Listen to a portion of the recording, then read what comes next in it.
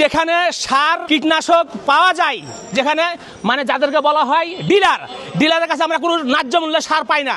1050 টাকা একটা সারের বস্তার মূল্য, কিন্তু সার আমরা কৃষক যা পাই না তার কাছে। কিন্তু অন্য জনের কাছে যখন যায়, অন্য সার ডিলারের কাছে, তখন একটা বস্তার দাম 1600, 1650, 1650 টাকা। কি ঠিক না? পাওয়া যাচ্ছে, অভাব নাই ওখানে।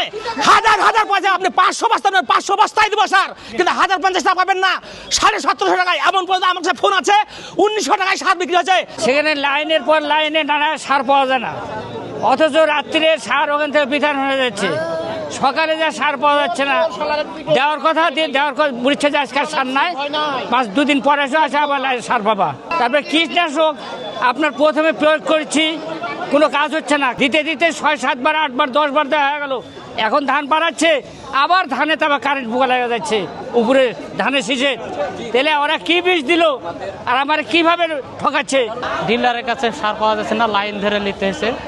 এই ধরেন যে 200-300 লোক দাঁড়ালো লাইনে, 1-800 লোক পাইলো, পাওয়া পরে বাদ বাকিগুলো লোক আর সার পাইলো না। সার আমরা ঠিকভাবে পাইনি। আচ্ছা, সার আটকাছে বলে যে দাম এই হলে সার আসে, আর না হলে সার পাওয়া যায় না। আটকাছে দাম বেশি লাগে, ডিলারেরা এগুলা করে।